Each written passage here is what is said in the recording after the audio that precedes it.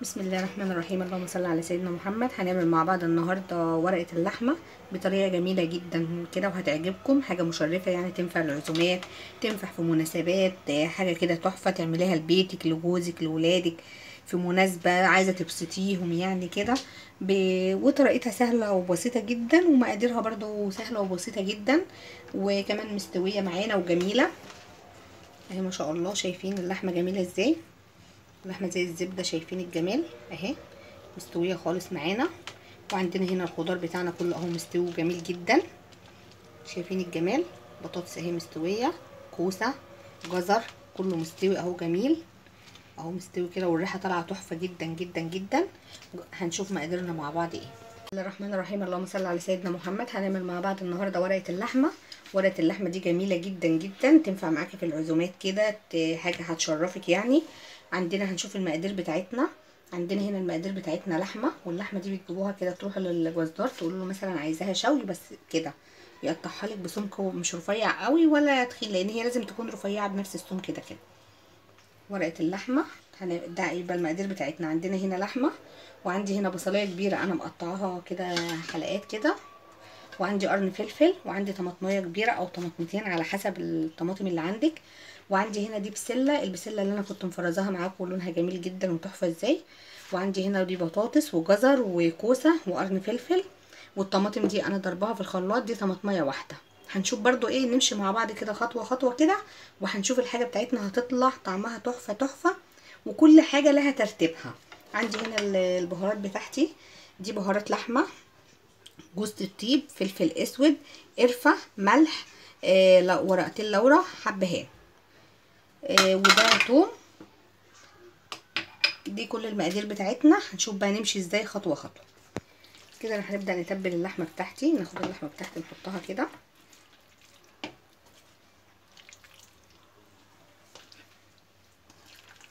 بصوا حبايب قلبي انا شغاله بايديا، انا بحب شغلي بايديا وايدي نظيفه جدا يعني، فانا حابه دايما بايدي كده. عندي هنا كل البهارات بتاعتي دي، هناخدها كده نقلبها على بعضها كده، وكل بهاراتي انا حاطه من كل حاجه معلقه صغيره. وحبايب قلبي يحطوا كل واحد على حسب الكميه اللي هو هيعملها. ناخد معلقه منها كده نرشرشها كده على اللحمه، وبايدي كده عشان اللحمه تتبل كلها معانا كده. انا تبلت اللحمه بتاعتي عشان تبقى متبله كده وجميله. بعد كده البصل، نمشي خطوه خطوه كده. البصل بتاعي احط عليه برضو، انا حاطه ملح على فكره على البهارات بس نعمل حسابها. بصوا شويه ملح صغيرين كده على البصل، ورشه من الفلفل الاسود، ومعلقه الثوم بتاعتي. يبقى اول حاجه عملتها ان انا تبلت اللحمه كده ورشيت عليها البهارات، وبعد كده البصل معلقه يعني نص معلقه من الملح، ورشه من الفلفل الاسود والفلفل والثوم كله مع بعضه كده، نديله دعكه كده. الحاجات دي يا حبايبي بتخلي الاكل تحفه تحفه تحفه يعني، كل خطوه كده بنمشيها مع كده تبقى جميله، ولها بتخلي الاكل بتاعنا بتنكهه وبتديله طعم تحفه.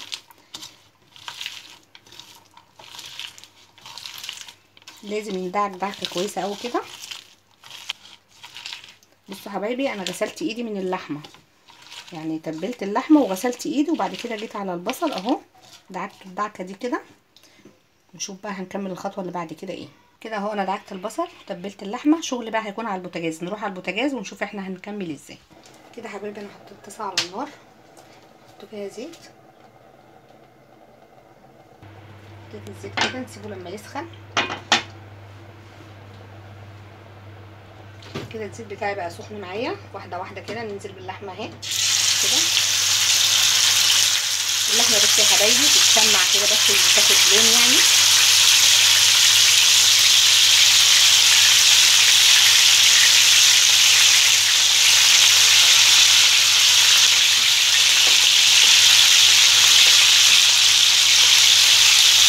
كده بس لون كده، هي لسه هتكمل سواها مع الخضار.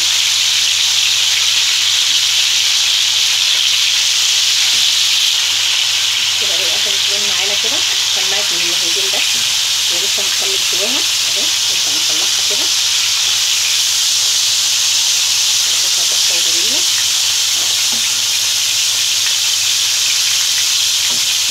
بصوا انا مش عايزاها يعني تتحمر تاخد لون كده بس بسيط جدا وتتشمع. يعني تتشمع ايه التشميعه دي؟ اللي هي مثلا بتاخد الصدمه واللحمه معايا بتبقى طريه، وتقفل على المكان بتاعتها وتخليها طريه من كده من جوه، اللحمه بتاعتها طريه مثلا. بصوا بقى، هو انا هنكمل كله كده وبعد كده نرجع لكم تاني. كده طلعت كل اللحمه بتاعتي، وعندي هنا الزيت ده هننزل بيه بنص كميه البصل، نديها تقريبا كده على طول. يعني تشويحه كده، تشويحه طالعه تحفه جميله. وبعد كده هنزل بالخضار بتاعي، كل الخضار بتاعي كده. انا نزلت الخضار بتاعي كله، شوفوا بس ايه، تقلب كده واحده واحده. البسله والطماطم بس كلها كده اهي، خلي بالي تقليبه كده بس كله كده ايه، يتذوق مع بعضه كده، لان لسه هنكمل سواه في الفرن. دي بس حاجه كده تدينا نكهه. برضو معلقه بس واحده كده من البهارات اهي، والملح طبعا كلنا نظبط. نخلي بقى البهارات هنشوف نحطها امتى. بعد كده تقليبه واحده واحده كده.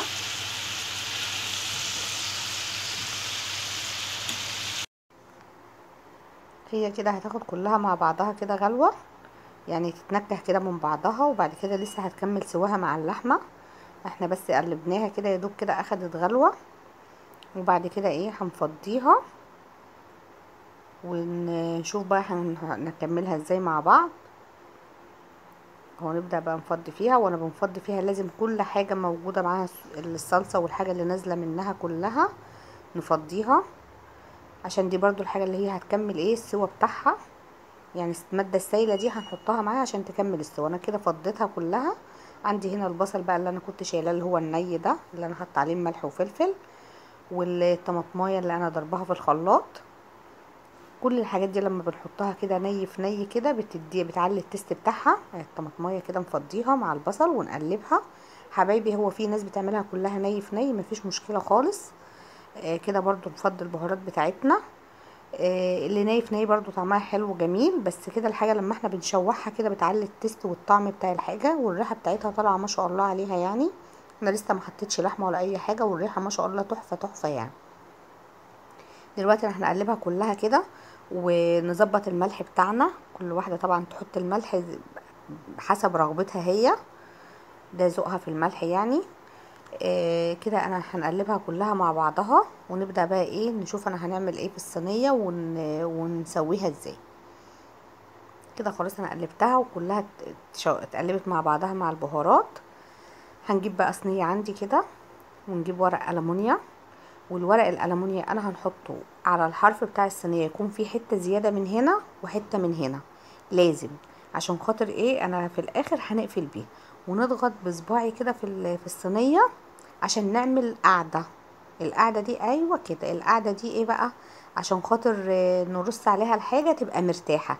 ولازم القاعده بتاعت الورق دي انا نظبطها عشان ما تتقطعش مني بايدي كده، ونساعد من الحرف وبايدي كده نظبط القاعده بتاعتها، وتلفيها كده وتظبطيها. ومن الناحية التانية ورقة تانية برضو بنفس الطول، بزيادة من هنا وبزيادة من هنا، ونظبطها برضو كده بايدي. انا عايزة نعمل لها قاعدة كده حلوة كده متينة كده من الورق الألمونيا ده، عشان خاطر لما ندخلها الفرن وبعد كده نيجي نقلبها تكون معايا كده حاجة جميلة كده وتحفة كده. واحدة واحدة خالص كده وبراحتك، وتظبطي الحاجة ما تستعجليش عشان الحاجة تطلع معاكي جميلة وحلوة. حاجة يعني سهلة، مش حاجة مش صعبة ولا حاجة يعني. تكي عليها بايديكي كده وتسندي الورقه عشان لما تتكي الورقه ما تتقطعش منك. ترفعي الورقه بايدك التانية كده.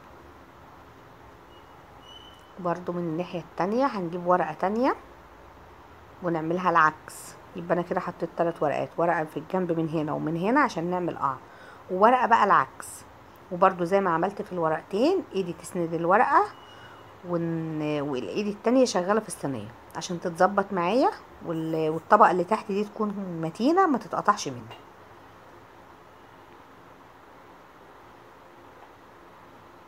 شايفين؟ واحدة واحدة كده، ايدي التانية ساندة الورقة وبتريح معايا كده. انا عملت لها بصوا طبقة جميلة جدا عشان خاطر تبقى متينة كده، ونحط عليها اللحمة والحاجة بتاعتي وما تتقطعش مني. للامان بقى نعمل ايه؟ نجيب ورقة زبدة عشان خاطر برضو نحافظ على صحتنا كده. ورقة زبدة كده ونحطها على ورق الفويل كده من فوق، دي عشان ايه؟ نحط عليها بقى اللحمة وتبقى حاجة صحية لينا. نظبطها كده برضو عشان تبقى متظبطة معايا. وبعد كده نجيب اللحمة بتاعتي ونبدأ بقى نرصها واحدة واحدة كده،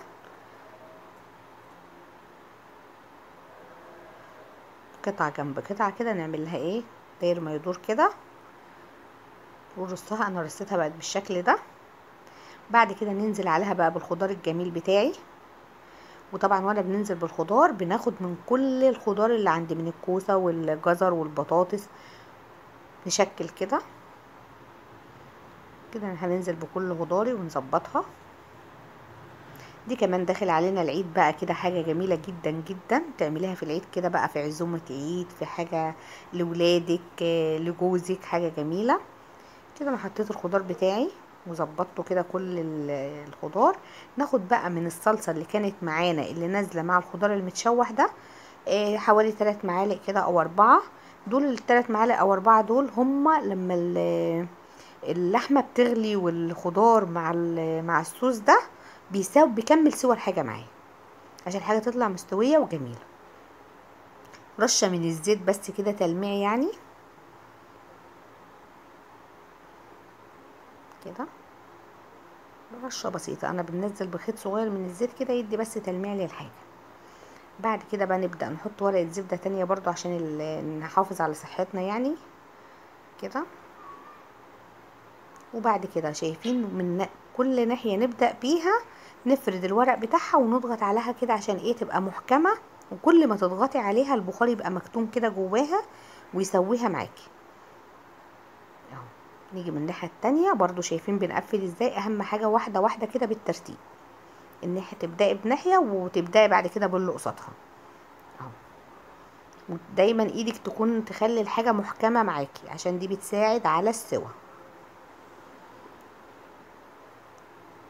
تفرديها معاكي كده عشان لما تقلبيها ما تبقاش مكلكعه ولا حاجه. الحاجه مش صعبه يعني ولا حاجه، هي سهله جدا، بس احنا نعمل واحده واحده وبترتيب. تقفلي واهم حاجه الحكمه بتاعت الورق الالومنيا ده او ورق الفويل ده.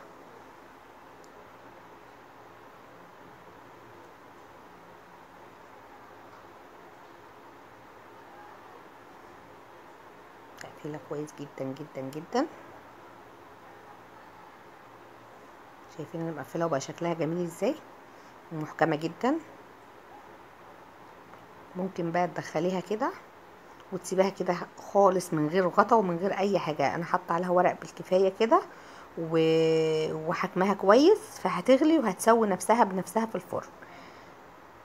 وممكن عادي، ممكن على فكره لو حابه تحط عليها غطا برضو مفيش اي مشكله خالص، تحط غطا بس يكون غطا من غير، يكون غطا الومنيوم مثلا كده ملوش ايد تسيح ولا حاجه.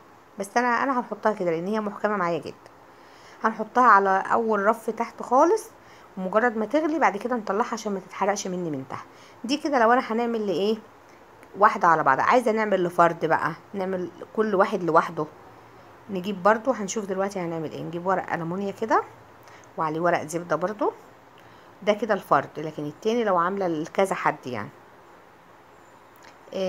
نحط قطعة اللحمة وعليها برضو الخضار زي ما عملنا في التانية بالظبط. قطعة اللحمة وعليها الخضار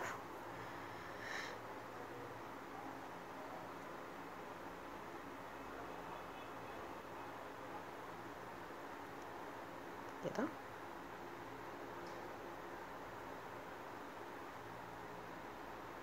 حابة تعملي كل واحد لوحده، حابة تعملي للكل مع بعض ومفيش مشكلة خالص. تاخدي برضو معلقة من الصلصة او الصوص اللي نازل منها ده وتقفليها كده، تقفليها برضو وتحكميها.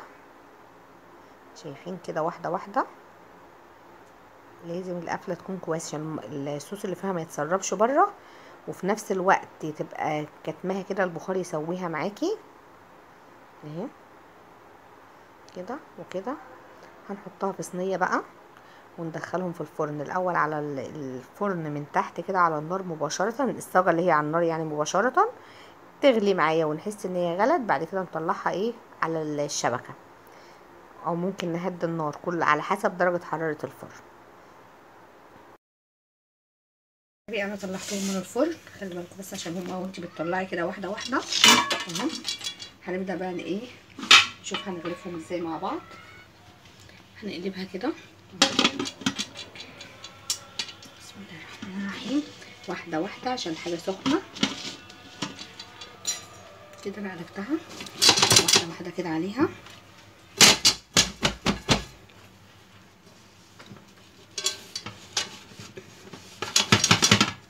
بسم الله الرحمن الرحيم اهي الشكل بتاعها عادي. ده من الصلصه اللي كانت فيها. ونقلب دي كمان اهم حاجه عشان هي سخنه كده. انا قلبتها وده الشكل النهائي بتاعها كده بعد القلب يعني. نشوف بقى هنفتحهم مع بعض.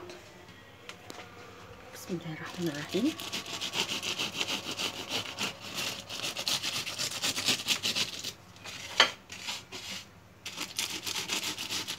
دي تعمليها بقى وتفتحيها كده قدام ضيوفك، حاجه كده تشرفك. بس انا بفتح عشان واحده واحده عشان هي سخنه يعني.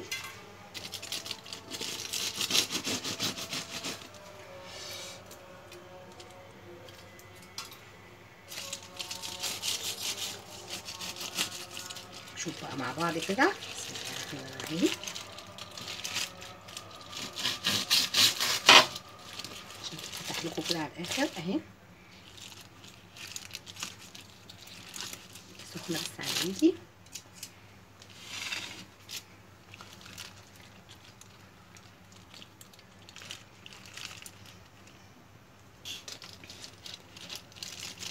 اهو يا حبايبي كل حاجه قدامكم.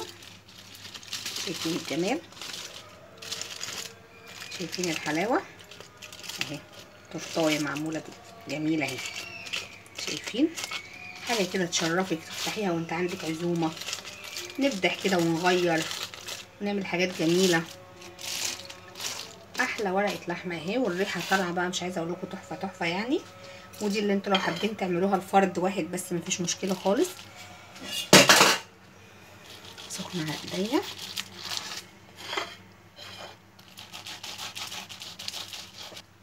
كده برضو اللي هي للفرد اهي.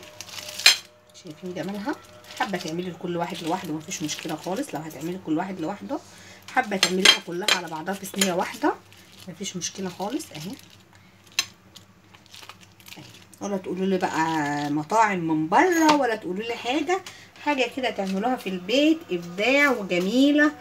وفي نفس الوقت انت بتوفري وبتجيبي اللحمه اللي انت عايزاها، والخضار عارفه انت عاملاه ازاي. ويكفي انك تفتحيها كده قدام ولادك وجوزك وتبقي كده مبهره بالحاجه اللي انت بتعمليها وضامنه انت بتاكليهم ايه. ودي ورقه اللحمه بتاعتنا بنفس الطريقه بتاعتي كده. جربوها وان شاء الله هتعجبكم، ومستنيه بقى لايكاتكم وتفعيل الجرس واشتراكاتكم عشان كل ما انزل حاجه جديده تنزل لكم. وبألف هنا ان شاء الله.